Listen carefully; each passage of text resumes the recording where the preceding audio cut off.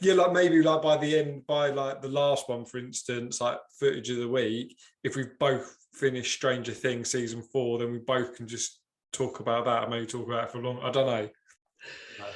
Is that is that also the episode where you reveal that there's Waffle Cafe t-shirts to be purchased in the merchandise store as well? I always get ahead of myself.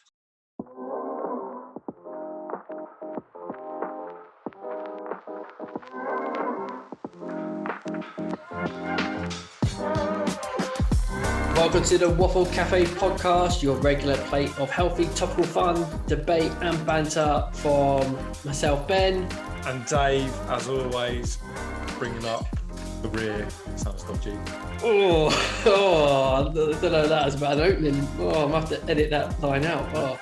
Possibly. Okay. Might be wise. My opening is closed. Just like Ali G says, my exit all is always my exit all and not an entry all. That's quote of the week, by the way. That's quote of the week. Good film as well. That was my footage of the week. Yeah, Stin's massive man. Yeah. How are you, mate? You good? Very well, very well. Recovering from the Jubilee Bank Holiday weekend, as always. Did you not have a temptation to go up to the Mall and join in with the festivities? No, not with 2 small children. Kill me. No. Yeah, that would have been too much. That would have been too much. No way. Norma, my wife, for those who don't know, I don't think she knew someone, but she follows someone on Instagram from Northern Ireland who was up in London and went to the Mall and was there at 5 a.m. in the morning to get a seat, to plonk a seat down and wait for the procession to come past. I heard about this. People getting out there at 5:30. Like, by the time it came past, it's like surely they were like dead on their feet and wouldn't have enjoyed it. Like that's too much. Like a fair play for people that did that, but that's just different level. Didn't you do something similar with Tom when you queued up for Wimbledon tickets? You stayed overnight. No, that wasn't me. Wasn't me. I think did Tom do that with his cousin Nick? Maybe. Yeah, I didn't sleep over. I've been to Wimbledon, but I did the general admissions. Right. Okay. So you queue up if you want to get like the tickets for like centre court or court 1, something like that. But yeah, I kind of understand that more sleeping over to do that. But yeah. Yeah, I don't know how people do it, especially if they need to go to the toilet surely obviously you've got to go with someone and go, right, look, protect this pitch. Yeah. Don't let anyone sneak in. I'm off for a pee or to get a bottle of water. Be back and it'll be your turn. You can't. Yeah, I'm not one of those people. That's fine. I'm watching TV. I always wonder, like, how would you get back to that spot? Yeah, so excuse me, I'm at the front. Yeah, of course you are. Yeah, exactly. Yeah, I lean through. Oh, well, rather them, not me. So anyway, let's crack on. Let's go.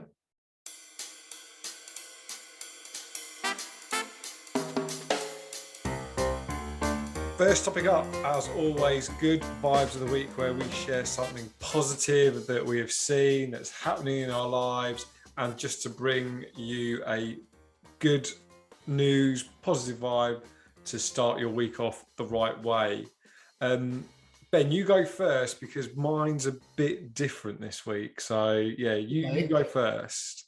All right. Okay. So I came across quite a sad sort of cycling story. I think yesterday I actually came across it, and it kind of triggered a very well worth charity, which shouldn't be a charity that a lot of people rely on every year.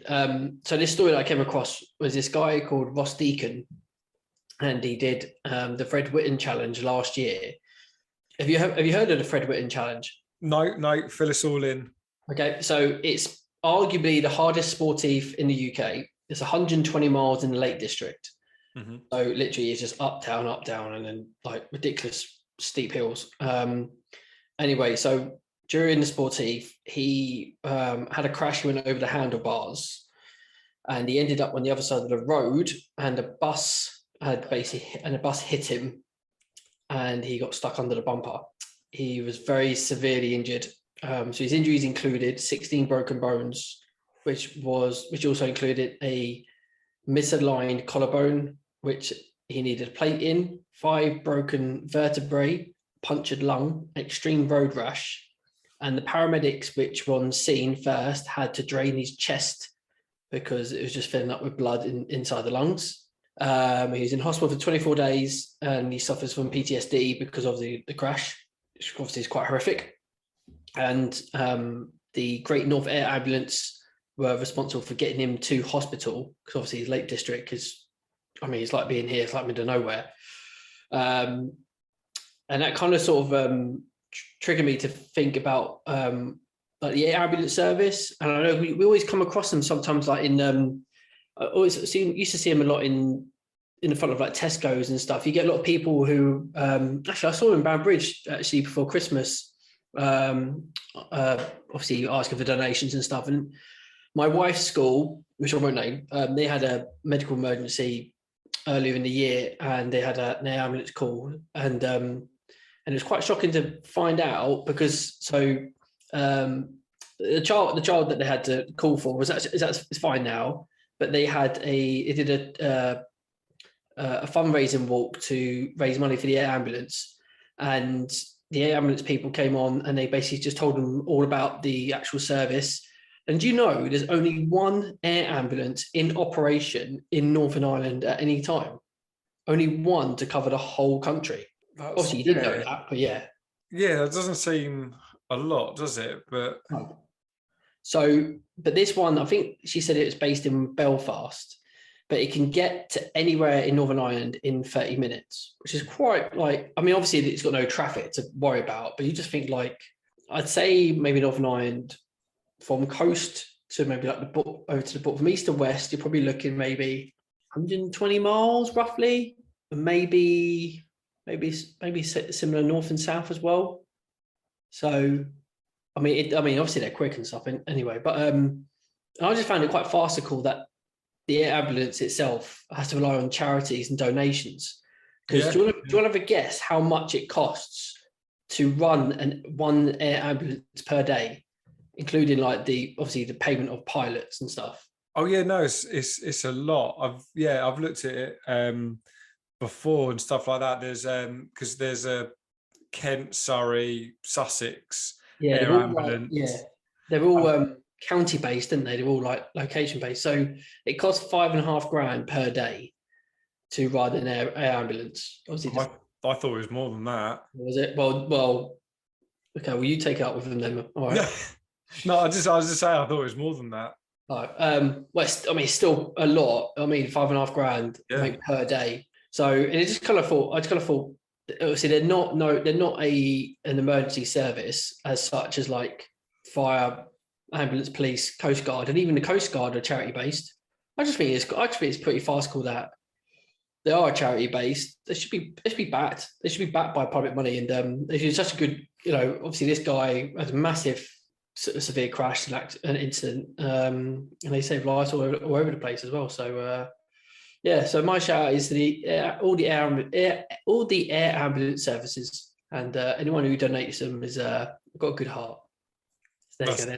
There's my piece. Just a side one on that about the sportif. Aren't the sportifs normally done on closed roads? No, traditionally they're not closed roads. Only within the last sort of maybe 10 years, you've had a few closed road sportifs, like Ride London, Grand Fondo, which I did. You might get a couple others as like Velo, Essex or something. I don't know if that ever came off. So you get a lot of private companies who will put a lot of money in to close some roads off because they know the uptake will, obviously the profit will be quite heavy in their favour. But most are still open road. But this Fred Whittam one, it's like first come, first serve. They have like a limited amount. I did have a chance to actually do it a couple of years ago, but I just couldn't get the time to train and get the time off work because it'd have to be like another day to get up there and stuff. So, but okay. No, I thought more of them. Yeah, I don't know what they were called then. So yeah, maybe I'm just thinking normal sportifs that are normally on open roads. And yeah, the ones you said they close them. Well, do you remember? Just very quickly, do you remember when we did the London to Brighton ride? Yeah. And we got stuck at the top of Ditch and Beacon. I got stuck twice on that London's Brighton one. And I think for both of them, I got stuck for, I think it was a good half an hour on both occasions. So obviously it was a bit annoying because when you do the London's Brighton, it's almost like I want to ride that distance. Yeah. And you're trying to test yourself. You don't want to have to stop. But I got like two half an hour breaks. Yeah. Just because obviously, yeah, as you said, there was 2 points where they had to let the cars go, so they were stopping the cars and then letting some bikes go and then stopping the cars again. Yeah, that was annoying. Yeah, I mean that was mostly a closed sporty because there's no cars could have got up Ditch and Beacon. No, but I remember I got stuck up Ditch and Beacon because someone had fallen on the descent and had to get an ambulance through and that sort of thing. So I think you got caught up in that as well with me, just because I know you're just behind me. But yeah, you're right, because when we got to Brighton, we weren't actually. I didn't feel tired. I was actually tired of like stop starting. So, but this guy, this guy was I was chatting about. He had a freak. Freak accident. Yeah. Pinned underneath the bus and stuff out. So hopefully he recovers well. And yeah, it just shows. Yeah, ambulance is a massive need really for everyone. Really. So yeah, come on, Dave. Cheers up. Right. So I'm coming at this at a very different kind of angle this week. It's not like a story or anything like that. It's just something I've been, I don't know, reading about, watching and thinking, how can I do something around that? So do you know of a YouTuber called Mr. Beast? Yes. Okay. Yeah. You love this guy. Well, he's on his way. He's basically on his way to 100 million subscribers. But for people that don't know, so his real name's Jimmy Donaldson, and he started off years ago, and he was just obsessed with YouTube and wanted to do YouTube. The video that got him to suddenly skyrocket and become really, really famous was he finally got a brand deal, and the brand was like, "Oh, we'll pay you $5,000, and you just mention us in your video." Obviously, the video can be about whatever he wanted it to be, but just mention us and our service, and we'll give you $5,000. He went back and goes, "No, I want 10." And they were like, "Really?" And he goes, "Yeah, give me 10,000, and the video will be, I'm just going to give it to a homeless person." So he literally got the 10,000, and the video is him giving the 10,000 to a homeless person. Then they take him for food or whatever, and the guy goes, "You're going to change my life." That sparked an idea in his head that he was just very happy. It made him feel so happy to do that for that guy. So the way he runs his channel is literally brands pay him money, but he gives that money away, and all the money he earns through Google AdSense he gives away again. Now his main channel is more sort of like probably people like us everyday type stuff, because he does these like crazy. So there's the recent video he's just done is he made Willy Wonka's chocolate factory. So the actual factory from the film, and people did tasks within that, and at the end you would win the factory. But the twist of it at the end was like, well, you can't really have this factory, so will you sell me the factory back and I'll give you $500,000. So the guy that won, he gave him $500,000. But so he does crazy ones like that, but that's for everyday people. But what I'm interested in, I watched a video with him called The Origin and Rise of Mr. Beast, and it was by a channel called Curiosity Stream. And he's big on, is it philanthropy? Is that the word? Philanthropy. Yeah. Philanthropy. It's a tricky word. Yeah. It's really tongue, like basically philanthropist. Yeah. Yeah. Yeah. Basically, when you give money away, you want to do great things with great causes, and basically you give all your money away. So he's got another channel where he just does that, and he's basically the money he's getting from his main channel, he puts into that other channel, and he started food banks in America. He's built wells in Africa. It's something that's obviously, I'm not a millionaire, a billionaire, 100,000aire or anything like that, but I'm thinking, how could I do something like that to give away money? Because we talk about a lot of our good vibe stuff, like obviously you've just mentioned about the charity for the helicopters. We did the trees for Treedom.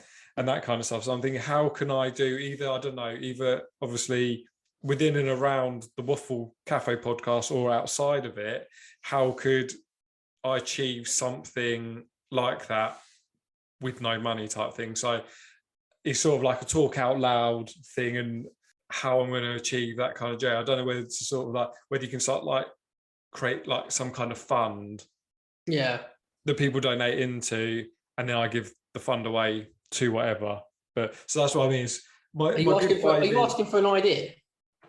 I don't know what I'm asking for. It's something I want to do, but I don't really know how to achieve it or whatever. But just that whole sort of giving away money to good causes. I think because when you're young, I don't think all you really care about is, you're quite selfish when you're young, aren't you? And all you care about is yourself and doing whatever. But I think as you get older and you see the hardships some people go through, there's always on the news, like the last couple of years, there's these families in Croydon that are in housing associations, like private, housing associations, and they've got water coming from the ceilings, they've got mold, they've got children, and they say to the housing association, like, you need to fix this, and Croydon Council are like not doing anything about it, or they're coming and bodging the repairs and not doing anything. It's like, how can those people be helped?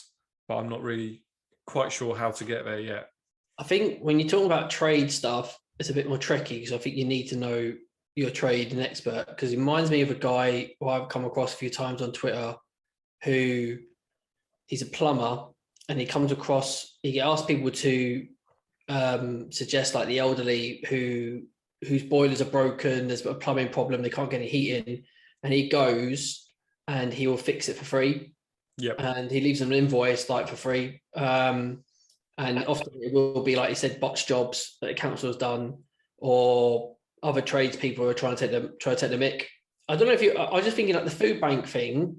What about setting a GoFundMe per week or per month where people could donate, and then we take that money to buy a weekly shop to deliver to a local food bank? Or because obviously to deliver it to a family who needs it, some people might feel not embarrassed, or maybe they got a little bit of a sense of humility there. They don't really want to be, it's that charity case kind of thing, like, you know what I mean? Like, I don't know. What do you think about maybe like doing a GoFundMe to raise money for a food shop and then give it to a food bank? Yeah, no, that's the type of thing I was thinking, like, and then, but I mean, yeah, because it needs to, at some point, it kind of needs to, what I was thinking is it obviously kind of needs to fund itself though. So it kind of needs to be, that's what, like he's got the Google Sense ad revenue coming into, if he doesn't get a brand deal, that's coming in to be put back in. But I was thinking, yeah, I was thinking it's going to probably have to be GoFundMe, isn't it? Go on, question. Yeah, I've got my hand up. I've got another one for you, because I came across another story the other day. It's just triggering stuff, because it's lovely. It's lovely to speak about this stuff. Someone I came across, girls couldn't go to their prom because they couldn't afford a dress. Mm-hmm. So this woman asked for donations of dresses from the local area, and she had loads. She had lots and lots of donations of suits and dresses, and she set up a big rail, and basically the teenagers could come and just pick out an outfit to wear for the prom for free.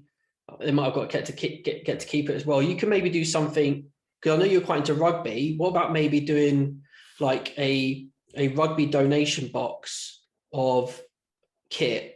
So it could be shirts, short socks, obviously good, at least good condition, boots, some footballs, cones, and maybe putting it, maybe in a big box and put outside your house so people can just come and just donate. And maybe you can go donate it to not say one, maybe not one of the rugby clubs, but maybe somewhere like, I don't know, maybe one of the youth centres, or maybe there must be an organisation where they might be in touch with more kids who haven't got too much, maybe. Yeah, it's something along those lines, or like you said, do the GoFundMe, get a group, like some money together, and then just find there's obviously loads of good causes on GoFundMe, and then just taking the money and just giving a lump sum or spreading the money out to GoFundMe pages that are very close to needing to hit their target. Right. I don't know. I've got these are all the type of things that I got, or like that, like Mr. Beast would do that crazy one, like the like one of the families in Croydon, the Croydon flat that's got all this mold and stuff. You get enough money that you can pay for their rent in a decent flat for a year. Yeah. Something like crazy like that. I don't know, but yeah, that's what I've been battling with in my head for a week. All right. So your good vibe is a big shout out to Mr. Beast and how he's inspired myself. Okay. So I reckon maybe this time next week, maybe come back with an actual idea you really want to fixate on. Yeah. Because we've kind of really brainstormed there. But that's nice, Dave. It's nice. Your heart is full of gold. Thank you, mate. Thank you.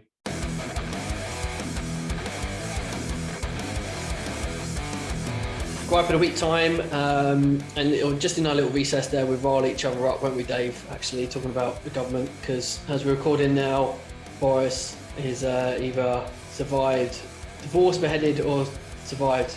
To be fair, like Henry VIII's wives, hanging on by a thread. Yeah, snap that thread. Anyway, we're non-political here. Hey, Boris. Right, what's been rubbing your rich this week, mate? I've got one word, and one word only. Hangovers. Well, there's an easy solution for that. Don't drink. No. What they need to do is they need to produce alcohol that's going to give me the same buzz, same excitement when I'm enjoying it, and not give me a raging hangover the next day, because I have been struggling all day today, big time. It's been a battle to survive, pretty much, in my world after the bank holiday weekend. I don't know what happened yesterday, to be honest, really. Well, I do know what happened.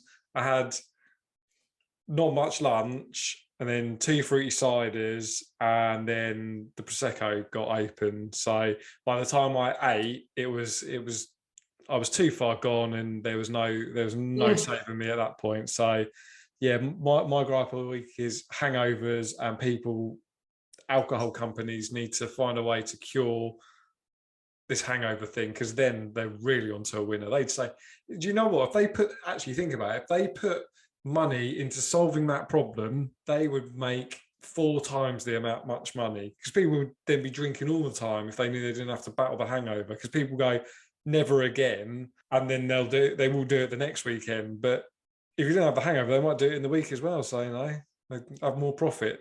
Do you know the scientific reason why we get hangovers? It's because you're dehydrated. No. Well, it's part of that, but that is a byproduct of hangover. But so your liver reduces enzymes to break down the alcohol. Yeah. Obviously, the more you drink, the more your liver produces enzymes to break down the alcohol quicker before it hits your bloodstream and affects all your motor neural processes and stuff like that. But those who don't drink a lot and those who don't have it, the alcohol reaches your bloodstream without getting broken down and just dilutes everything and you're in the fairies. But you're not a bad drinker. So take me through what you regularly would drink.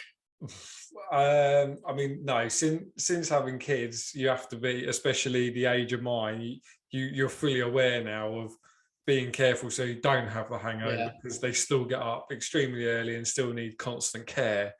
So, but yeah, no, I'm okay drinking, and I'm not like a heavy drinker. I can put drink away, but yeah, I've like when you're 18, you can go on a massive bender, but you'd wake up about 4 o'clock in the afternoon, so you slept through the hangover.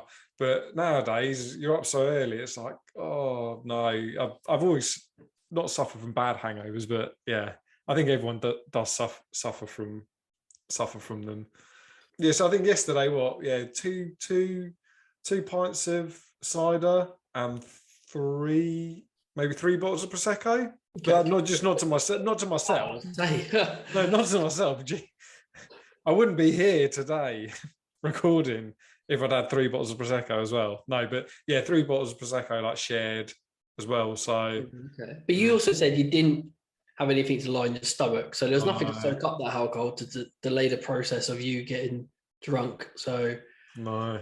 do you feel, obviously, because we used to go out drinking a lot, like I wouldn't say like, we were binge drinking, but we used to go out like every weekend, didn't we? Like, have a few drinks and stuff. And Well, college days used to be Monday night, Wednesday night, Friday, Saturday night. yeah. And then sometimes like a cheeky drink on a Sunday or something, one of us drives and cheeky point down the old Thames Court or something. Hair of the dog. Yeah. But I mean, we had a meal a couple of weeks ago, and my father-in-law bought me a Guinness, and then he bought me another one. I didn't want another one, and I had 2 Guinnesses, and I felt pissed. When we got home, I went to bed. and had a nap for like an hour because it's still early afternoon. But yeah, man, like when you're older and you don't really drink at all, you get hit. But do you know what though? Cheap. Cheap day. Yeah. People go, I want to get smashed tonight. And they're literally on their 10th pint and they don't feel anything. Like, well, and also your bank account has been a hit. But there's me, I'm fine. Give me a tenner and I'm done. So, we've never been 10-pint drinkers. No, do you know what? The most I reckon I've drunk, and I know we've had a few times we've been a bit phallic, but I remember doing pub golf as like a leaving do on one of my placements. And that must have been about 8 or 9 pubs. And that doesn't sound like a lot, 8, 9 pints, but like, yeah, that was a lot. That was a lot in a short space of time, though. But yeah, we've had some rough nights, actually, to be fair. What's the roughest you've ever felt after a night out? Tenerife. Really? Do you remember? Yeah. Oh God, that's a story for another time, but God, that was a night. And the worst thing was that we had a booze cruise planned booked the next day, didn't we? And no one drunk on it because it felt so rough. That was awful. That was such a bad idea to go on that because it just did not help. Did not help whatsoever. No. Yeah, that was bad. To be fair, the worst I've ever felt. Again, do you know, it was my first placement teaching. They went out up in London and we had something to eat in this bar and it turned into a nightclub. We had a couple of drinks and then I had a couple of shots. I went back to get my coat and they all left me. They all went and got the train. Anyway, I was paralytic on the way home, threw up at Clapham Junction, threw up outside the cab, threw up at the bus station, threw up at home. And then in the morning, it was the last day of teaching, I couldn't get up. I actually literally couldn't get up. I just had to leave a voicemail for my mentor and just said, look, I can't come in. I can't get up. I'm just so rough. And it's funny, but did they not put you off though, Dave? Like drink again? Oh yeah, all the time. It's like people always go, "I'm never drinking again." Following weekend, you having a drink? Yeah, of course I am. I've had a hard week of work. Oh dear. And the cycle repeats itself. Short memory, mate. Short memory. Definitely. Well, my gripe of the week is nothing to do with alcohol, and I actually did send you a picture of the week about it. And there's nothing much I can do about my gripe of the week, but it's breakdowns. But it's not car breakdowns. It's breakdowns on bicycles because I was so lucky. So I obviously you know the story because I told you, but I cycled to my sister-in-law's at the weekend again, and she lives near Craigavon Lakes, which is like some little mountain bike trails in there, like gravel tracks. So it's ideal for my gravel bike. So I thought I'd go in there, tick off all the mountain bike trails before I go to hers, which is like 2 miles down the road. And the last mountain bike trail I did, it was really overgrown, like no one's ever used it. But I thought I'd do it anyway. I thought, okay. And then as I was going over a little bit of a boggy kind of overgrown area, I heard this stick jam in my derailleur, my rear mech at the back. And then all I heard a snap. And looked down, and the chain was just loose. And I was like, what? And my derailleur was literally just hanging off. And then the hanger snapped. And that was it, terminal. And I was like, great. Like, because that your chain snapping, damaged wheel or something, you know what I mean? There's a few bits to a bike where if it goes wrong, then that's it, it's game over. Although I could have, if I had the right tool, I could have snapped the chain, put a spare link back, took the derailleur off, put a spare link back on, like resize the chain and turned it into a single speed. But I mean, I was just going to be able to change the gear, but I didn't have that on me. But also lucky, I was only 2 miles away for getting picked up because like half an hour back that way, I was like 10 miles on a canal in the middle of nowhere. I mean, like, I don't know what I'd be doing. So just shows, man, you got to be prepared a little bit. Try not to wing it. Even if you go out of a bike or a drive, try to have something on you. Try not to wing it. You know, there was a reason why that no one had used that trail. Then clearly, no, and it's that some of the trails were a little bit overgrown, but they were fine. But this one, because I saw my bike computer, all the trails I had done, and then the ones that haven't been done, you can easily see. So I was like, okay, I'll follow this bit. And then as I started going to it, I was like, hang on, this is really like just bushes. I'm just going through bushes. And I thought, well, I'm committed now. I might as well just see it through because it's like a straight line, but it was just overgrown. Yeah. And I just had to trudge back through like this fields to get back to the path. And I was like, oh. So, but I just kind of thought, like, what other mechanicals have I had? I've had loads. We all have had loads of punches. Yep. I've had broken spokes. I've had a nail jam in my tire, which I couldn't get out. It was literally a good like finger-sized nail, like huge, and I couldn't get out for whatsoever. And that time, my battery died on my phone, and I was 4 miles away from home. I had to walk that back. I've had my cranks come off a couple of times just because they've been loose, and literally, again, that's a bit terminal because if you don't have the right tool for that, you can't get it back on. So, yeah, bikes, man, don't buy bikes. Do you take more tools with you when you're on the road or when you're on the gravel, or do you think you take the same? No, I take the same, but I have learned as well to take the right tubes. I've been caught out by the wrong tubes. Like, everyone who's reading this thinking, what? Like, you know, you think all tubes are the same size. They're not. No. I've done that before. I've taken my gravel bike out, got a puncher, opened up my bag, and there's my road bike tires, which are thinner, and they obviously won't inflate the tire. And then I've had to obviously walk that home. So I do make sure I double, triple check that I've got the right. I've got separate kind of piles at the moment, so I know what I'm taking. But you can't be too sure, man. You got to check. So, do you when you do go out for a ride, Dave, which is like once a year when summer solstice day? When it's about 30 degrees out, then I'm game. Do you take anything out? Yeah, I've got a little bag under the seat for some inner tubes fit in there. Yeah, Allen keys and whatnot. Yeah, but nothing too major. Yeah, pump on the frame. Yeah. And would you know if something went wrong with the bike? Would you ever be quite confident these days to deal with it? Oh, always have a tinker. You never forget your bike up days at Halfords. that training sticks with you. Oh dear, mate. Oh dear. Wait. It just shows. Yeah, don't just be prepared, man. Cub Scouts, be prepared.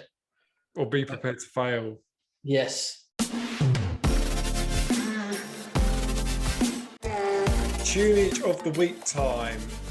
This is where we give you our recommendations, songs, albums, new, old, that we would like you to listen to. They will be added to the Waffle Cafe Spotify playlist. So everything that you hear on the podcast, you'll be able to hear for your listening needs. Who wants to go first on this one?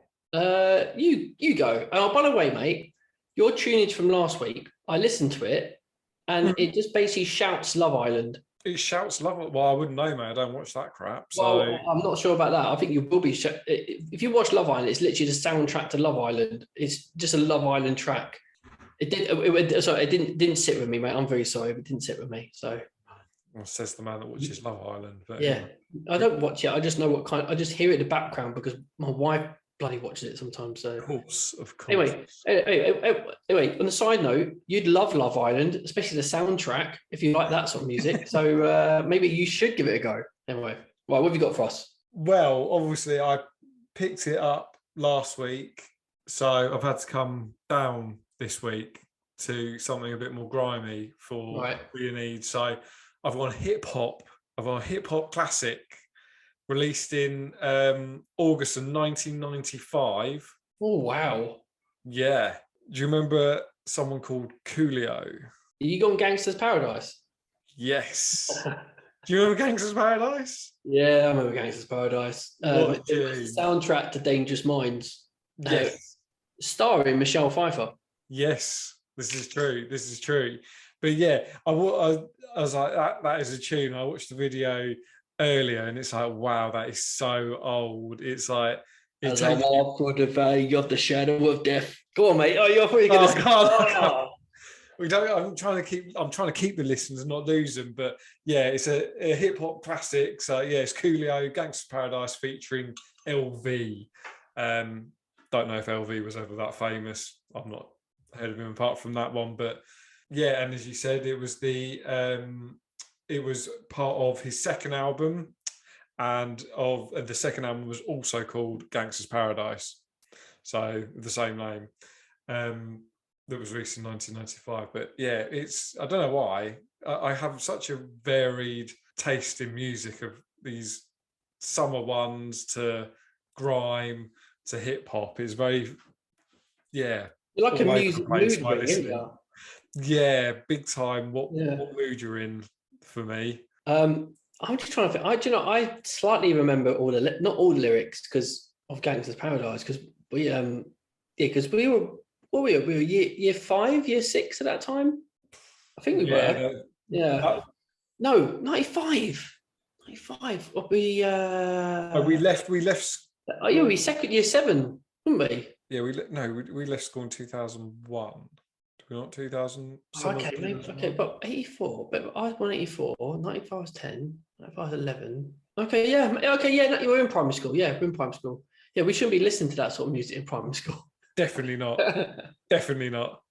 I definitely would have found it later on down the road rather than then. But yeah, it's a good tune if you like your hip hop. Bit of classic back there. So that's why I'm trying to bring this week something from the history books. And he didn't do a lot of mainstream tracks after that, did he, Coolio? No, a lot of them don't. Do they? They have these ones that go big, then they get their following, and then they go do their grind. I should have looked up actually how many albums he had in total, but I didn't. You've got it playing in my head, and you've got the high pitch chorus when he goes, "Why are we so blind to see? That's it. The ones we hurt are you and me." You got it down there. Yeah, man. Yeah. It was a classic tune, man. It was a classic tune. Okay, I'll give you that. And that would be on the playlist. You're not going to berate me for that one. No. There's no Love Island in that whatsoever. So, well, I've gone for a track as well, and I've gone to throw back to a rock / emo kind of track. I honestly really like it. To be fair, my brother got me into this track because he did a drum cover on it. Oh, hang on. It's not from his best mate, is it? Who's his best mate? Come on. Who does he always talk about? Ben Howard. Yeah, it's not a Ben Howard track, is it? No, because Ben Howard's not emo. Yeah, no, but I didn't know your brother was able to recommend anything else. I'll tell him that because he probably won't listen. No, he does listen. He does listen when he does actually. Yeah. Yeah, no, he berated me for taking the piss out of him when I said who's Ben Howard's biggest fan the other week. Oh, he's no, bless him. Have you heard of the band Bring Me the Horizon? No. Okay. I don't know if you recognise some of the tracks. Some of the tracks have been a bit mainstream. They got a track called Throne. It's just brilliant. It's like another angry track, but it's one of those tracks where, like, if you had like a ring walk or a WWE walkout, like you'd play this, and like.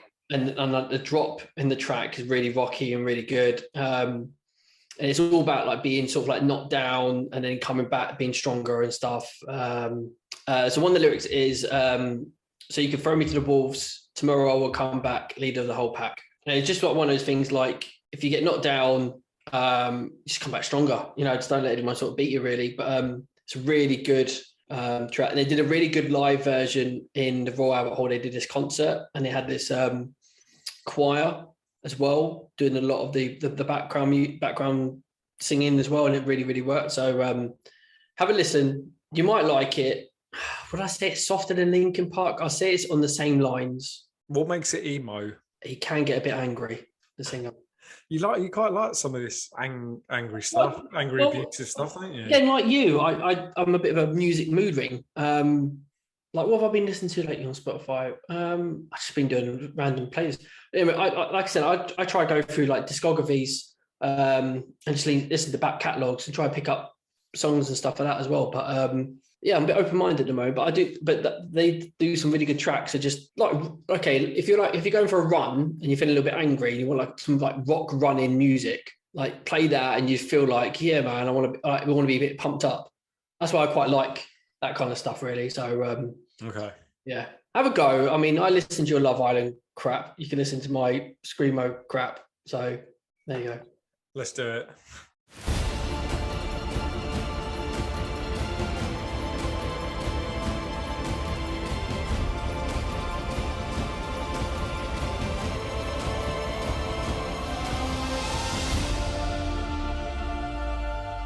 Footage of the week time. We'll give you a film, we'll give you a box set, we'll give you something to watch on the box or pop to your local cinema. Dave, what have you been watching lately? No. I'm swinging this right back at you because we all know from last week what yours is. So we need to hear it, and we need to hear it. We need to hear it now. Right. Okay. Well, I did go see Top Gun. There we go. There it is. Come on now. And I did go see it in 4D. Let's hear it. Wow. Just wow. Seriously, if you could go watch it in 4D and you're up for something a little bit different, go see it. It might be a bit difficult because I think the 4D cinemas only do it on like a week basis. Like the one in Belfast I went to, they've stopped now, and Jurassic Park Dominion is now the 4D film, so they do it in like week slots. So it might be quite hard to go see. Either way, Top Gun in the cinema is just made for it. Like the action scenes are spectacular. It is as good as the first one, and there's no CGI. Everything is as real and live as it was shot.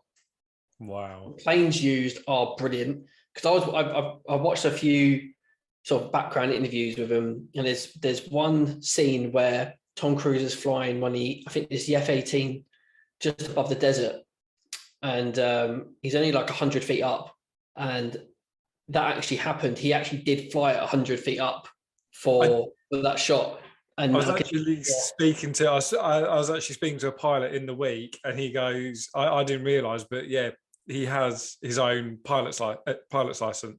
Yeah, and he can fly planes and all sorts, and does all his own. Like, cause you hear like when he was in Mission Impossible and stuff, he goes like he does all his own stunts, but no, he can actually fly a plane. Yeah, he literally, most of that stuff he's done it, and some of the maneuvers that they film in that are.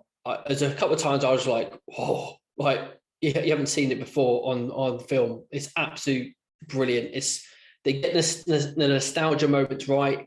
Some of the original characters come back as well. It's good, man. It's really, really good. I thought there was one poor point at the end, sort of towards the end. I thought, oh, okay, they've kind of maybe spotted it, but they hooked it back in.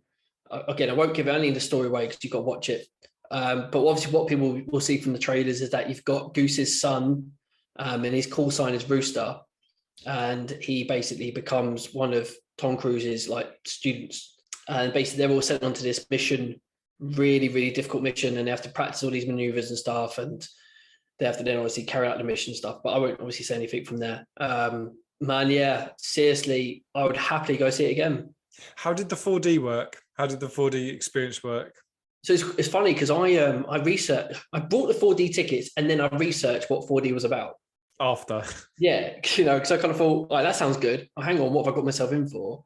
So the reviews I read was kind of like, oh yeah, it's kind of like a semi-roller coaster. And I was like, what? I was like, how extreme? Because it was like not good for the elderly, anyone with like pregnancy, anyone with strobe lights and stuff. I was like, right, I'm taking my father-in-law who's like 70 or something. Is he just like 66, 70, something like, okay. But you'd class him maybe as elderly. He's quite a mobile lad, he's quite up for things. So we took him. So you'll sit in rows, but each row is kind of split into like maybe 5 or maybe 6 seats, and they're all connected. So you're not sitting in a singular seat where it moves by itself. The whole row will move. Mm-hmm. So for things like Top Gun, if the aircraft is going left or right, the row will shift left and right, kind of like a roller coaster. It will also shift up and down as well. Not extreme that you're going to fly off your seat, but enough to kind of make you feel like you are being affected by what's on the screen. What if you're having like sip of your drink at the time? It does say don't have any open drinks or any like open things like popcorn, because you will go everywhere, and it can, to be fair. I mean, I had one of those ice pop thing, one of those freeze blasts, so it was all protected. But although I needed like a pee like in the first 15 minutes, but I held on for like another hour and a half. I was bursting, but I didn't want to miss anything. So then you've also got these tiny little air fans by the side of your ears, and they burst out like whips of air. And so if like a bullet is going past, it will blow like air really, really fast your ear. So just like a bullet is flying past. There also, if there's anything like a shudder or a thud, there's like a massage chair, like punch you in the back. Nice. And it can be a bit uncomfortable, although it's good for my back. I quite enjoyed it. There's also in the chair in front, and you can actually turn the water on and off, but there's a water spray that comes out here. There's also a big fan. I don't know where it was back, because I was looking up trying to work out where it was. But so like there's points where on the aircraft carrier, and obviously it's quite windy. So when it cuts to that scene, all of a sudden the fan starts whipping the air in the cinema, and it's cold air, so you can kind of feel the wind sort of coming at you. So it was really thought well. And for the first 15 minutes, I will criticize you. For the first 15 minutes, you've got to try to get used to those feelings, because I found it hard to immerse myself in the film, because I was just always being like pulled apart and stuff. But then once you do that, you start to expect it to happen, because you know the action scenes when they're going to start. So you're like, okay, I'll get ready now, so you can actually watch the film a bit more. So if you're looking to actually just watch the story, don't go 4D. But if you want that kind of experience where you just want a bit more for your buck, yeah, 4D is good. And I was also thinking earlier, what other films that weren't around for 4D would be really good? And I was thinking something like The Fast and Furious, like the first one. Yeah. Imagine that. Those could work. Those could work, definitely. Imagine like the one of the first races where they all power up the NOS and stuff like that. You can imagine it in your chair every time, just not going back with the gear shifting and stuff. Yeah. So, but then you had they teased you with some of the trailers what 4D was going to be about. It's quite funny hearing the screams of people who didn't know what 4D was about or didn't expect it. So, but they've got like Jurassic World Dominion out. That's something I don't think I'd want to go seeing in 4D, because you've got like it's just any sort of jump scare, the chair will shake you up. So it will. I don't know. We've booked to see that on Saturday. What in 4D? No, not in 4D. Oh, okay. No, not in 4D. Okay. But so that might be my. That should be my footage of the week next week. Oh, okay. Oh, okay. Is that what we're doing now? Is that what we're doing? Well, we're becoming film buffs, aren't we? Yeah. Well, anyway, do go see Top Gun, mate. You will not be disappointed. I seriously guarantee you will not be disappointed.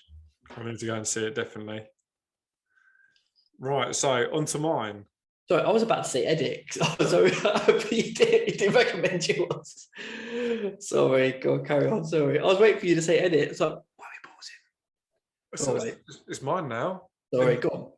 And if you're really intelligent, you can probably guess what it is. Spider-Man. Dangerous Minds. Oh, sorry, for those who obviously can't see, Dave, you put your glasses on. I thought you mean Spider-Man because of Peter Parker. Oh. I thought that was the clue. No, putting my glasses on is merely so I could read. Okay, right, Dangerous Minds. Of course, because obviously I've got Coolio for the Tuneage, and it was the big track for Dangerous Minds. So you see, obviously, you mentioned Dangerous Minds, so you must have seen it. Yeah, do you know what? I've only ever seen it once, and that was many, many years ago. So I do need a bit of a reminding of what it's about. Okay, so I didn't know the whole facts of this until I was having a quick Google. But yeah, so Dangerous Minds also came out in 1995. It's an American drama film, and it's based on an autobiography called My Posse Don't Do Homework. Okay. It's by a retired US Marine, Luann Johnson, who in 1989 took up a teaching position at Camelot High School in Belmont, California, where most of the students were either African-American, Latino teenagers from East Palo Alto. It's a poverty-stricken racially segregated and economically deprived city. It was starring Michelle Pfeiffer, as you mentioned earlier, who plays Johnson. The film was apparently released to mixed reviews, became a surprise box office success in the summer. A little bit more about the plot. So Luann Johnson, a former Marine, applies for this teaching position and is surprised and pleased to be offered the position with immediate effect. That should be an alarm bell, shouldn't it? Yeah. Straight away there. Yeah. Showing up the next day to begin teaching, however, she finds herself confronted by a classroom of tough, sullen teenagers, all from low-income, working-class backgrounds, involved in gang warfare and drug pushing, flatly refusing to engage with anything in life. And yeah, the story just goes through how she tries to obviously befriend them and make sure she teaches something while she's there, so they leave so that when they leave school they've actually got something to show from it, and she has to kind of mix her ways of teaching and can't follow sort of the curriculum as normal, because obviously they don't care. They've got everything else going on. They don't care really about school or their lives in general. It's all shit for them. And yeah, it's quite there's sad points in the story, but it's a nice story at the same time. What can we watch it on at the moment? I've never seen it around on any streaming channels. Where can we watch it? I didn't check that. This is what the Waffle Cafe podcast is about: reliability. I'm going to guessing you can't watch it at the moment. I don't think anyone anywhere's got it. Amazon Prime, maybe. That's going to be my guess. Or five. Or no, sorry, not 5 star. Star. What's it called on the Disney? Star. There's sort of movies section. Star. Yeah, it's not coming up on. Well, that's good. Suggestion where people can't watch stuff. To be fair, maybe it's just. I'll tell you what. Actually, what we need to do, and we're just filling the gap here while you're researching, is we should really do find a list. Maybe put on our website a list of all the footage of the week that people need to watch and tick them off like a little tick list. Yeah, I think that might be handy. Yeah, I might have got excited on this one, and might have recommended something that people aren't going to be able to find. It must be out somewhere, surely. I mean, I know it's old, but well, do you know what? We'll research and find it. Yeah, go on eBay, buy the DVD. Has anyone got a DVD player nowadays? True. But do you know what? No, I remember watching it once, and that was before I was a teacher, obviously. And it's a rough watch, isn't it? It is a bit of a rough watch. Yeah. It's a bit like Coach Carter for adults. Coach Carter, but yes, yeah. The Coach Carter, but yeah, a whole different vibe, really. But yeah. If you can't get Dangerous Minds, go see Top Gun in the cinema.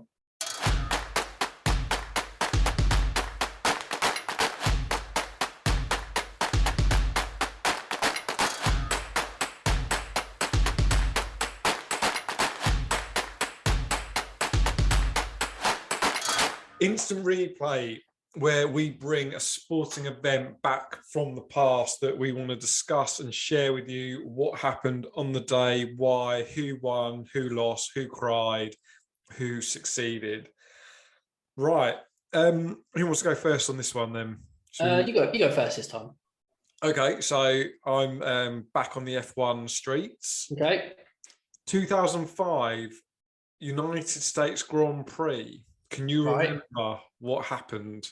Because it was a bit weird and wonderful and hasn't happened again, and I don't think it will do. It wasn't when Verstappen... No, that's 2005. Wait, 2005, what is that, 17 years ago?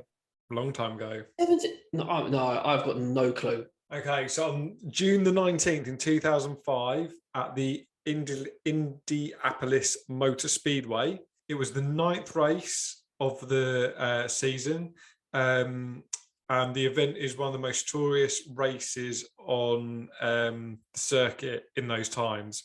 Out of 20 cars that entered the race, only 6 cars started the race. Oh, I remember this, but I can't remember why there's only 6. Go on, keep going. Sorry.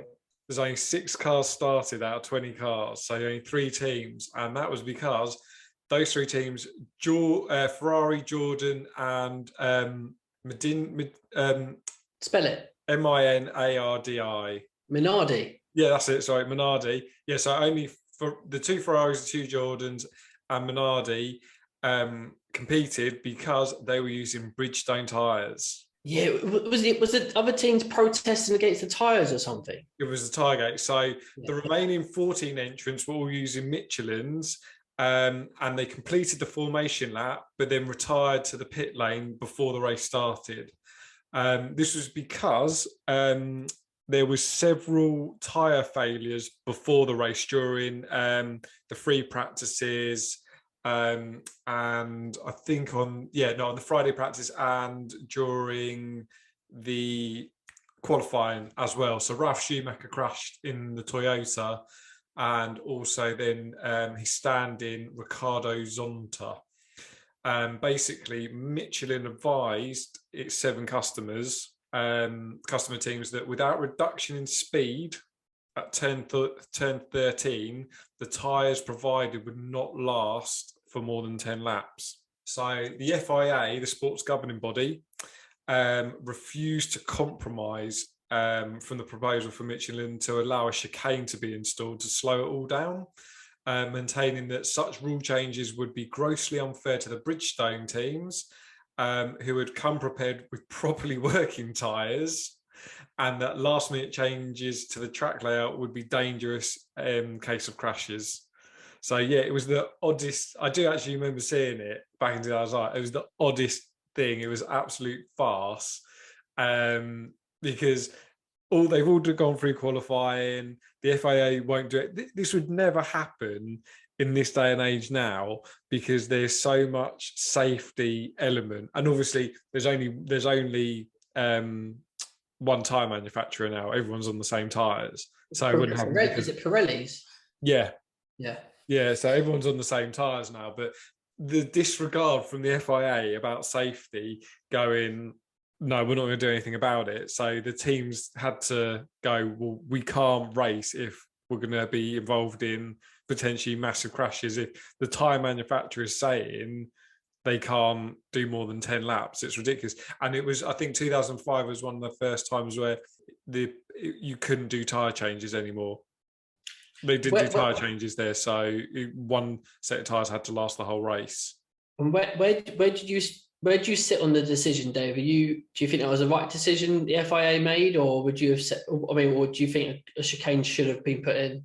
No, it's ridiculous. They should have done what, or the team should have been allowed to use. I suppose I was going to say it should be allowed to use Bridgestones, but that's all to do with commercial rights and obviously the other teams, because that's the thing. You could decide back then, your team, what tyres you purchased from Bridgestone or Michelin. You were paying for whatever, so they probably couldn't. But it was because the thing was, it was a farce. They all lined up, they went round, and then all the other teams just went in and retired as a protest. And then you got everyone in America, and they've gone out there to the speedway to watch it, and you got 6 cars going round for like almost 2 hours. It was stupid. I think Michael Schumacher won, and he moved up the standings dramatically, because I think there was 3 or 4 people at that point above him, but none of them ran, so none of them got any points at all. It was such a stupid decision. It was ridiculous. Why would anyone want to watch that? See, I'm going to be a bit of a devil advocate here, because I kind of feel the FIA did the right thing, because, like you said, the teams who won Bridgestone weren't their fault. Do you know what I mean? And if you put the chicane in, then they're being punished for not anyone else's mistake. Really, what they should have done, look, you're free to race, you just got to take it easy in that turn. Like, if you've got to get around it somehow if you want to race. I kind of feel like the FIA did the right thing. I mean, you might disagree. I just kind of feel, if it was me in the Bridgestone tyres, I'd be like, well, why am I being punished for someone else, for another manufacturer? They had a chance to go with Bridgestone, but they went with Michelin, and it just swings and roundabouts, isn't it? But yeah, you're right though. For fans who go watch, and like probably look at it going like, because NASCAR is just stock cars, isn't it? You know what I mean? Everyone's on the same chassis, engine, all that stuff. But I think, but it's also stock cars, isn't it? You know, and you get like 1,000 maneuver overtakes per race or something. You know. Yeah. So yeah, and I remember that because they wanted to get F1 going in America, and obviously now it kind of has. Well, yeah, but it's taken all this time to bring it back to America. Yeah, it wasn't a good start whatsoever. Yeah, I slightly remember that actually. It's good. That was a good throwback there, mate. To be fair, and the FIA is still not any Yeah. controversy free, really, are they? So yeah, they still got problems. No, they've always had problems. Well, my one is a football match that I went to where I've never been so sweaty in my life, and that was not because of the heat, but because of the nerves. Like this game, I came out, and as I walked out, my back was like dripping. It wasn't. Was this when you were playing in? No, yeah, I should have done really. To be fair, it was the Europa League semi-final, Fulham versus Hamburg in April 2010, and it was kind of one of my last seasons where I got to watch Fulham quite a lot. Fulham qualified for Europe that season, and me and my mate Richard, who you met Richard. Yep. We kind of decided that we'd try go see all the home games of the Europa League run because it's probably not going to happen again. We only missed one home game, and I can't remember what that one was actually, to be fair, but we've got to see all of them. We followed them all the way to the Europa League semi-final. It was 0-0 in the first leg, and Hamburg was the host of the final. So if they won the semi-final, they would have played in the final at their own stadiums. They had a big incentive to win. They went 1-0 up through an absolute unreal free kick, like one of the best free kicks you'll see, and it doesn't even get talked about. It's like just an arrow straight in the top corner. So 1-0 down, away goals accounted at that point as well. Second half came, it was a tight game, and then Fulham scored through Simon Davies. He had this great sort of messy little flick over the defender, got it in 1-1. And me and my friend Richard were up in there's only one stand behind the goal at Fulham, so we were quite high up where all the singer was, and everyone's standing up, no one's sitting down. And I remember it, and I every time it comes up on Twitter, like, you know, a viral video, I watch it all the time. And the cross came in, and a loose ball came to Zoltan Gira, and he just turned around and just hit into the net, and everyone went mad. I mean, like my brother, my dad were there as well. We're literally just grabbing each other, shaking each other, because, you know, a moment like that, for you, it's like Brentford getting to Europe and doing exactly the same thing. Do you know what I mean? You doesn't happen. Yeah, or Brentford getting to the FA Cup final or semi-final or something like that. It just does not come around, and we're literally shaking each other, going, "Oh my god!" Like it was just such. I've never felt that emotion and those nerves. And then I think there's still about like 12 minutes to play. Obviously, Hamburg throwing everything forward and that, and when the final whistle went, it was like another goal had been scored, and it was just everyone was just jubilant, just a massive uplifting mood. It was amazing, and you know, and you could hear everyone talk about, oh yeah, we go to the final and stuff like that, you know, and straight away when you look at the final, hotel flights and that lot going through the roof, and you know, it's impossible. But one really sweet thing actually is that I was a co-tutor to a form in secondary school that year. And they all knew I supported Fulham, and they all were talked to me throughout the whole season, all the boys. And I walked into the class the next morning, and they all started clapping me. I didn't even play, but they all clapping me because they watched the game, and they knew like how much maybe it meant to me that like Fulham were in the final and stuff. And it's quite sweet. Actually. It's quite sweet. So, but I bowed, man. I bowed. You know. I was going to say, did you cry? No. Did you cry? Like shed a tear? No, but what happened in the final? Nice. The tutor I worked with, he was a Middlesbrough fan, and they got to the UEFA Cup final a few years before. So he kind of like resonated with me, like, you know, how amazing this sort of achievement was. And like on the way to the final, Fulham had beat Juventus, Shakhtar Donetsk, Wolfsburg, and obviously Hamburg, like four big teams that Fulham would never ever grace the pitch with again, to be fair. So and we lost the final to Atletico Madrid 2-1. I mean, they had like Aguero, Forlan, they had like some big players, De Gea in goal. and we lost them out after extra time. And it was the most scrappiest goal. It was really annoying. We should have lost. I reckon we could have won that. But yeah, just love it, man. Just lovely, lovely instant replay to remember. Nice.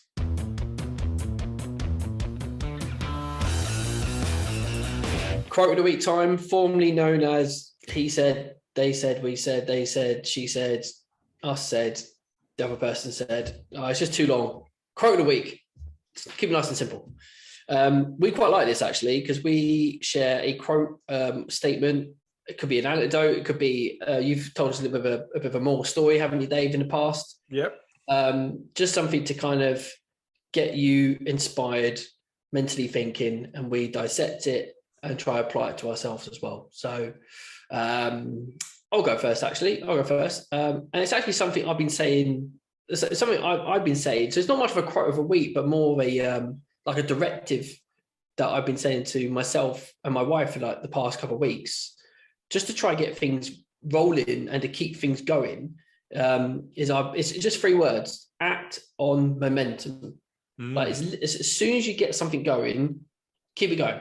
Just keep it up. Like something simple is that our garden was a bit dystopian, like when we first moved in. It was like overgrown. Bushes were all overgrown each other. You didn't know what was going. You didn't know what was weeds, what was what. So I've taken it upon myself in the last sort of month is to kind of do it up, like just to clean it up. So I've cleared away all the weeds. So all the bushes are all separate. I've learned from my neighbour that we've got a couple of raspberry bushes there. I thought they were weeds. I thought they're stinging nettles. I was scared to touch them. So we've made sure they've got like separate gaps with each other and stuff. I bought a strimmer, so don't have to rely on my father-in-law bringing his massive petrol tank lawnmower to come down. So I've got a strimmer and obviously and battery operated as well. All right, so it's a cordless. There was charge. Yeah. There's like an old bed at the back. Apparently used to be a shed there, so it's quite clay. So I dug it all up, put some new soil down and some seeds and stuff. But the cats keep digging up and shitting in the freaking bed. That should be my gripe of the week. Cats. Actually, that's next week. So, and then we had these potato crates left over in the barn that we took down on our field, but we've kept them. So my wife was like, "Oh, we should have the potato crates." I said, "Look, act on momentum," because she goes, "Oh, we could paint them up." So I said, "Like, act on momentum. Go get some paint." Because that morning, I went and got some paint to paint the gates to freshen them up. And I got like a new garden brush and stuff like that. So she went out and got some paint and she spent the afternoon painting the boxes. Now that momentum slightly dropped because we were going to put the potato crates up onto the side of the garage, but they need L brackets to hook them up. So it's slightly slowed down, but our garden, although it's quite small, much smaller than our last one, and a bit more fit and thin, it looks much fresher and it gives you a better uplift and a better mood change. And it looks like you've put effort in, all because we've acted on momentum of once you start things, get things going. And it's really good for people who, as soon as you start the ball rolling, doesn't let your energy drop. It keeps the progress going and things happen, even if they're small or big, whatever, things happen. And it's just good for goal motivation. And it's just something I've been trying to keep doing all the time. Act on momentum. Nice. There you go. Nice. Very good. Very good. Well, I think again, mine kind of maybe is the same ballpark. Is the same ballpark. So it's something that Theodore Roosevelt said. For anyone who doesn't know, he was the 26th president of the United States from 1901 to 1909. And the quote is, "Believe you can, and you're halfway there." Nice. So it's again about thinking positively, because I think sometimes people, if you have the negative and go, "I can't do that," well, if you tell yourself you can't, you're not going to even try, are you? Whereas if you say, "I can do that," then you're much more inclined to go and read, find out, research the thing you need to be able to do to achieve it. So yeah, believe you can, and you're halfway there. So you believed you could do your garden. Yeah. You're halfway there, and then you acted on your momentum. Yeah. All right. No, you're right, and that's it. It goes well with your first step into the forest quote a few weeks ago. Yep. Remember that? Yeah. So all our quotes really do link in, and we need to do a quote list as well. To be fair, we need to. It's a lot of lists. Yeah, a quick little quote book. We need to do a quote book. To be fair, but no, you're right. If you put both of them together, then you can get things done, and that's the thing. I think people don't realise these days. And no one's going to do anything for you, and I really have. That's hit home because I'm slightly in the middle of like jobs at the moment, looking around and that. And if you don't apply for jobs and you don't apply yourself in other places, no one else is going to do it for you. No one's going to know you. No. You know what I mean? So once you start doing these things, act momentum. Like I was like, one of my jobs today was I had to ring around schools just to find out if they knew about our service and stuff like that. And I got down to like the last 4, and then I was like, this is tough. Not tough going, but it's just a bit bland to keep doing, keep calling and stuff like that. But I was like, right, I've got momentum going, just get it done. You know what I mean? And it's done, and I don't have to ring those schools anymore because all the schools are done. So it ticks things off. And like you said, if you believe in you can do something. Damn right, you're halfway there. Yeah, it's a 50% half. Oh, what's the quote? Half full, glass half full. Yeah, people, you either see the glass as half empty or it's half full, when it's much better to have a glass half full type of outlook on life. I don't know. If you give me a half empty glass, I'll be like, well, I want more. Then you go and get more. Get out there and get it. Well, yeah, I just think if it's half full, I'll be like, okay, well, then I'll just take that. See, I look at it completely different. I'll be like, okay, if someone give me half a pint of Guinness, I'll be like, okay, I'll just drink it. If you gave me half an empty cup of Guinness, I'd be like, well, where's the rest of it? It'll be making me wanting more. I look at that quote the other way around, because you're supposed to go glass is half full is a positive thing. Glass half empty is negative. I look at the other way around. It's because you're different. Yeah, don't listen to our quotes anymore.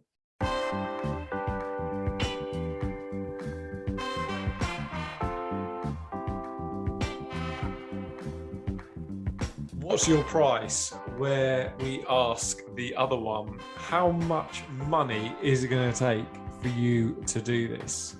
So I'll go first, because what I've been doing is basically what I've been trying to do is picking away at things you love and like, and taking them away from you for a price. That's your strategy. So that's my strategy. Just take away stuff that you love and like until you've got nothing left. Okay.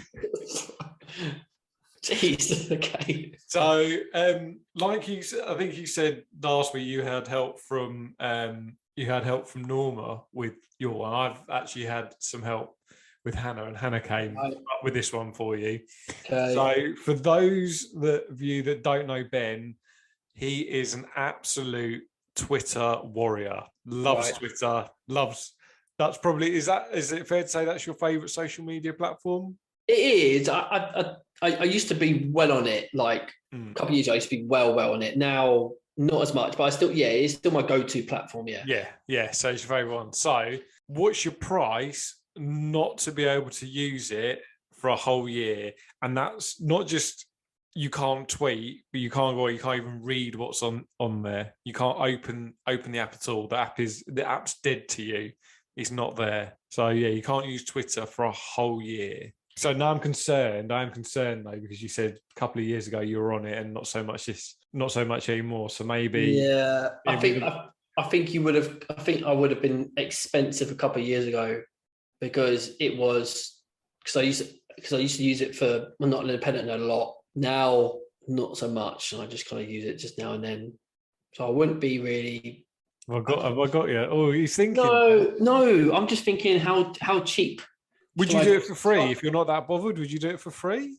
Well, no, because you're offering money. So you're offering money. I'm going to take some money.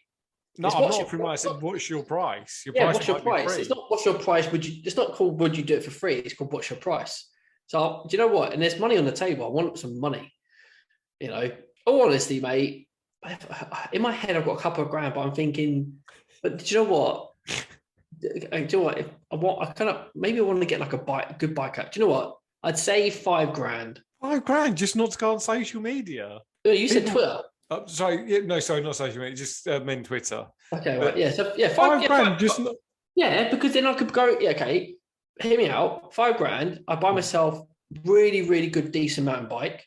And the time that I would be on Twitter, I could use time to be on the mountain bike. So I'm just gonna replace Twitter with something I love doing. So 5 grand.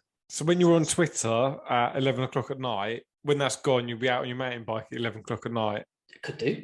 You could do mountain bike. Yeah, you could do mountain bike rides. Yeah, but no. But it would just fill a void at times. And I know I have my bikes. I do have my bikes, but a mountain bike is missing from my fleet.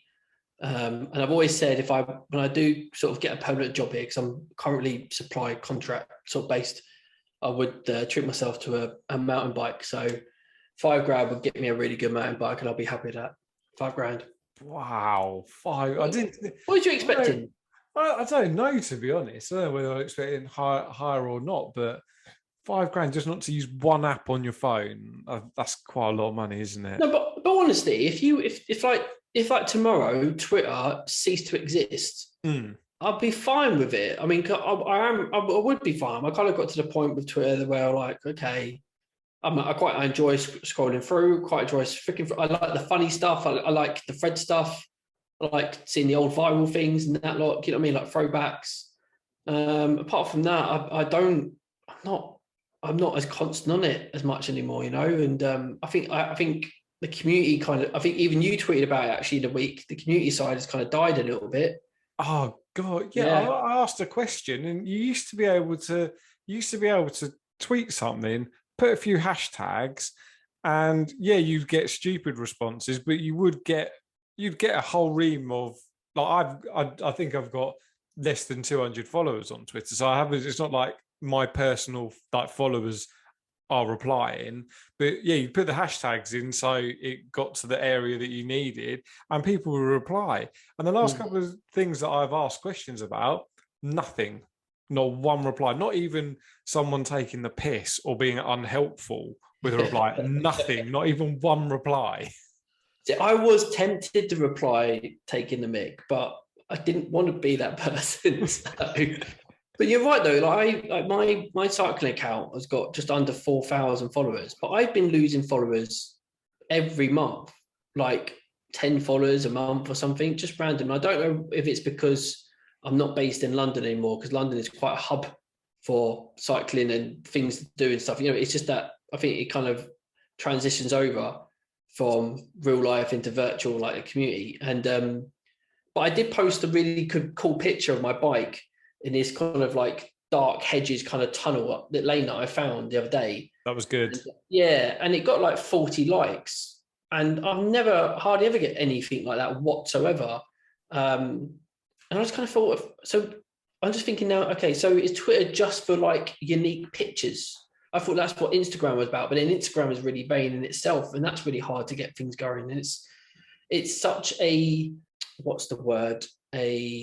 It's such a busy area for platforms to get noticed or to have the right following or the right community. It's just I think it's dried up. I think it's dried up. To be fair, it's definitely maybe we're just too old for it, or maybe I don't know. That's why I'm not that bored. You know, if it ends tomorrow, I wouldn't be overly bored. A couple of years ago, I'd be like, I quite enjoy it, you know, and I would have asked for a much more price. But 5 grand, I think that's fair enough. At least that way I get a bike, because you've said what's your price, not would you do it for free? I still think the price is high, because you said if it ceases, then you're fine with it. But if I've got to pay you for a year, well, it's only 5 grand. It's only 5 grand, one payment off. I mean, I'm not getting haggled down from 5 grand, because one, it's quite low, and two, I know I can get a good, decent mountain bike for 5 grand, like a proper good spec, and that's what I want for around here. You know, so yeah, I'm not going to be haggled. All right, there it is, people. All right, let's use Twitter for a year, 5 grand, but obviously, if Elon Musk gets his way, it might be gone for good anyway. So good luck to you. Oh, there you go. My one is a bit disgusting, actually. Sorry. Oh, brilliant. So, what would be your price, Dave, to wear my daily worn, unwashed boxers that I've been wearing for a week? So I've been running around, I've been sitting, I've been on the toilet, I've been sleeping in them. But you never know what's in there. You know what I mean? And I've got a question already though, because you said daily, but then you said you've worn them for a week. Yeah. So that's what I mean. I've worn them for a week. So I haven't changed them. So I mean, it's just the same boxes per every day that I've worn for a week. You have to then wear them for a week. What's your price? Oh, really? Yeah. Oh. I don't even know how I'm meant to answer this one. With a price. Just imagine what I'll be itching my balls, scratching my ass, running, sweating, hiking up the mountains, toilets. I might have pissed myself. And if I've got to wear them for a week as well, yeah. Do I still am I still able to shower and do my normal? Yeah, you can. You have to wear those boxes. But then when I get out of the shower, I'm putting them back on again. Yeah, but those boxes will stay unwashed for Oh, and then you can give them back after. This is a really minging one. This is. Oh God. I don't know. It's pretty disgusting, isn't it? But scratch your ass. I pissed myself. I really like. I don't really know where to start. To be honest, how I don't know. Shall I try and give you a price and see if we go from there? I don't know how high to start. Really, go on. Yeah, what are you thinking? $5,000. Yeah, I'll do it for $5,000 because I can buy a really nice mountain bike. No, it's got to be higher than 5. Jesus, it's only a week's work. Okay, when you put it like a week's work. I mean, on that basis, you'll be on 260k a year if you do $5,000. So I just worked out the maths in my head. You'll be on 260 grand a year rate. What's that new? What's that footballer that signed for Man City? The blonde dude. Haaland.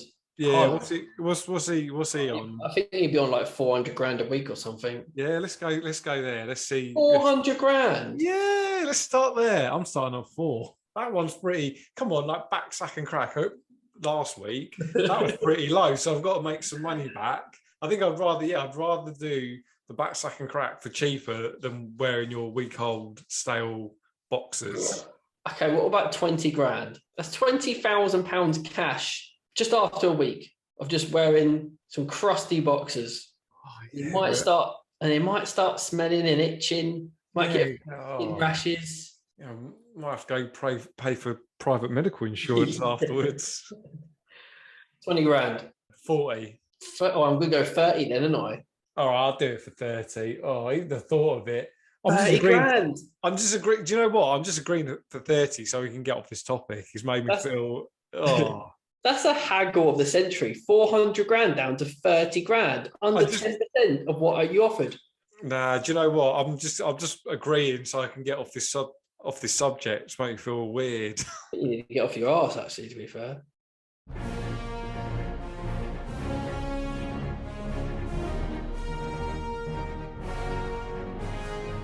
Final topic of the evening, or morning, or afternoon, wherever you are, whenever you are. So we put to each other, or one of us does, each time a couple of options of what you would rather do, and then they have to decide what they'd rather do, and then we put it to the audience to see what they would rather do. And this week I've got a bit of a money moral dilemma to give you, Dave. Okay. Would you rather win £25,000 or your best friend wins £100,000? Now, your best friend, that could be me, or it could be Tom. I really don't mind. I really don't mind who you base your best friend on, but what are you thinking? I mean, it's hard. It's very, it is definitely a moral one, isn't it? And yeah, I don't know, because obviously 25 grand, I think that would help out anyone, really. That's a lot. It's a lot of money. And of course, you don't, when you want your friends and stuff to do well and be well. But what would Hannah say? I think most people is you have to. I think most people you look after yourself, wouldn't you? I wouldn't begrudge you, Tom, Panda, anyone of my friends winning a large sum of money. By all means, if you paid the lottery and won 100 grand, fantastic. But I think if someone came to me and goes, I'm going to give you this 25 grand or give you, mate, 100, I think most people would take the 25 grand. So would you take the 25 grand? Well, yeah, because the thing is, if it was my friend, like you were winning. So if I've always thought like me, like people daydream, don't they? And me and Hannah always like discussing, like going, oh, like what if we won the Euro Millions? It's 184 million. If it's 184 million, you lot are all sorted for life. Like if it's 184 million, there's no way I'm keeping all that. That is being shared out through everyone. Everyone's sorted. Everyone I know is happy days. Yeah, definitely 184 million. But 100 grand, if you're given 100 grand, you could use that and do whatever. That's a house deposit, this, that, and the other, renovations. So people, I wouldn't have thought if I won 100 grand, there wouldn't be enough to obviously share around and do whatever. I could use that 100 grand myself and it'd be gone, type thing. So yeah, I think if the would you rather was sort of win 100 grand myself or my friend wins 184 million, I'd be more inclined to say they win 184 million in the hope that they might I might get more than the 25 or 100 grand that was on the table. So no, I think I there's no way in hell I could pass up the 25, because if any of you guys won 100, I would not expect a penny. Okay, it's interesting. Is it? You do make an interesting point, because the amount of money on offer does make you think, well, that 25 grand to my family would make a very good impact. That 100 grand to my friend would obviously as well, but I'm not going to see any of that. Where if it was 184, you would like to think your friend would just give you something, anything. I mean, even 25 grand out of 184 million would still be like, oh, thank you very much. You know what I mean? Like, you know what I mean? Like, I'm just saying, like, yeah. But you're right. If I won like 184 million, I think that amount of money, 184 million, is dangerous for a lot of people. You could get into a lot of trouble with that. There's no, because this is the thing, like billionaires and stuff, like the billionaires and stuff, they've worked hard and they've got that amount of money. Like Elon Musk says, he's not actually rich. He's a billionaire, but it's all in stocks. It's not, obviously, he hasn't got all that in cash, but it's an obscene amount of money. Like no one generally needs that amount of money, do they? No. And that's why, going back to my first, the good vibes of the week, these billionaires do a lot of giving money to charity, because you get to a point, it's like you can't spend it all, can you? You've got to help people out. So yeah, if it was 184 million, you lot would be sorted. No one would need to work again, type thing. But yeah, between 25 and 100, I think most people would go for the 25 themselves, for sure. It's a hard one, right? Because if I didn't have Norma and Louis, I might have been inclined to go, it'd be quite nice to see someone else. Like you said, that Mr. Beast thing, it'd be quite nice to see someone else win that money. And if they wanted to treat me to a holiday or something, it's entirely up to them. You know what I mean? Because when you have a family and you've got other, I don't want to use the word burden, but you've got other, but you know what I mean? But you've got other commitments that rely on you financially, or, and it just makes a bit more, lifestyle maybe a bit easier to get by and stuff. Then, that's a funny one, because, like I said, if you change the amounts in that question, then your moral judgment changes slightly as well. So quite an interesting one, I thought, when I sort of found that one. It wasn't my one. I kind of found that one and I just sort of changed it. Well, it was in dollars, so I changed it to dollars and the pound. If it's dollars, that's another thing, because you've got the currency converter rate. Yeah, the exchange rate, that makes all the difference. Well, exactly. So if you agree with Dave or disagree with Dave, you can comment in our social media channels, and please do, and please share around and let us know what you'd rather do and how much you'd give us as well. And that's about it for tonight. That's another one down. So this will be number 8, won't it? So 2 more to go for the season. Before the pod started, we were chatting slightly what we can do for the last 2 to make them a bit special, just the last one. So plans are afoot, but yeah, as always, thank you for listening. You know, say any more. Oh, no, I thought you were just going to take us out. I thought you were just going to just lead us out. No. You got to say. Done in Maverick. I thought you were just going to lead us out. You got to have your little piece as well. Bye.